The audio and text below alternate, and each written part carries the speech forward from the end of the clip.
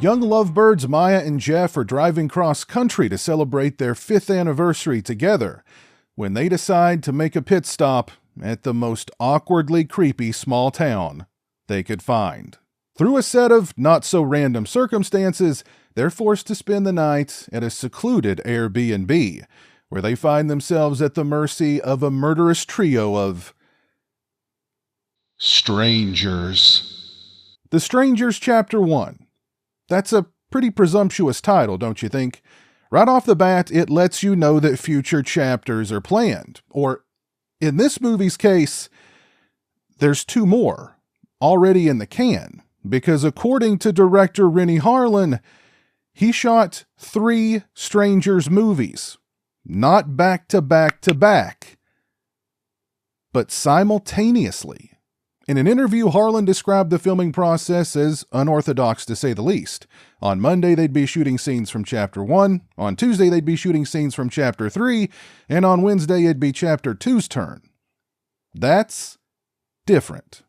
It's also an indicator of how much confidence the studio has in this movie, in that they bankrolled all 3 before the first one was even released.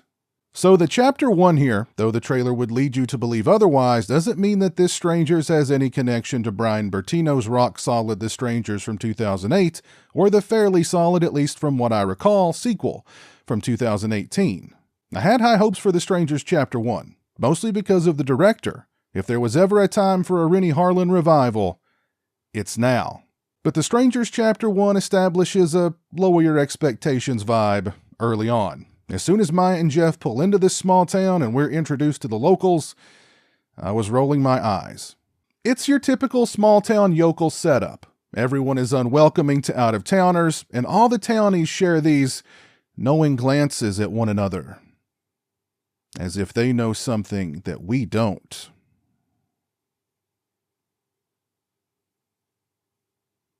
There's also some weird religious stuff going on because everyone in a small town is, of course, a religious kook. I'm sure it will be revealed in a later chapter that the Strangers' mission here is to purge the planet of sinners or the unclean or some such nonsense.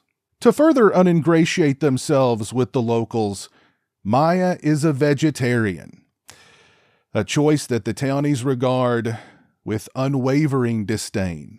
I mean, it's a commonly known fact that all people from small towns despise vegetarians. Let me tell you something. You come to my town and you're one of them vegetarians, you don't even want to know.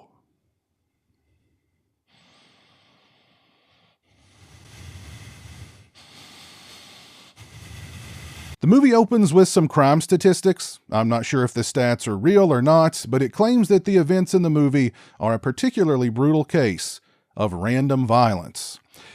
The only thing brutal about The Strangers Chapter 1 is how brutal most of it is to sit through. First, these characters deserve to die. Honestly, this movie could have been over in about 20 minutes, but unfortunately the Strangers like to toy with their prey. And these dummies make it easy for them. They end up injuring themselves before the Strangers can even lay a finger on them, due to clumsiness and just bad luck. And these two make some truly terrible decisions along the way, even for horror movie characters. They're really dumb, even when luck shines upon them in the form of a shotgun. Jeff can only use it properly against the wrong target. When it comes to one of the Strangers, he can't hit the broadside of a barn with a shotgun at close range. And there's a scene where he could have taken out one of the Strangers, point blank. But this scene is so bad. Everything about it. The dialogue, the delivery, the payoff. My head throbs just thinking about it. The Strangers Chapter 1 suffers from a lot of the same problems that most prequels do, in that you pretty much know how it's going to end right from the beginning. So unless they throw some clever swerves at you, things like suspense, tension, etc., pretty much go right out the window. But clever? This movie ain't. There's an unbearably boring chase sequence during the third act. It's supposed to be this tense cat and mouse kind of thing, but it's really just people wandering around in the woods for what feels like forever. The only tension this sequence provided me was in the gargantuan effort it took to stay awake during it. One major criticism of The Strangers Chapter 1 I heard was that it's a carbon copy of the first movie. Yes, it's the same setup, and the two movies share a lot of the same beats. It's just that Brian Bertino's The Strangers is far, far, far, far, far superior in each and every way possible. On the bright side, I didn't mind Madelaine Petsch as Maya, and dang it, I like Renny Harlin's style.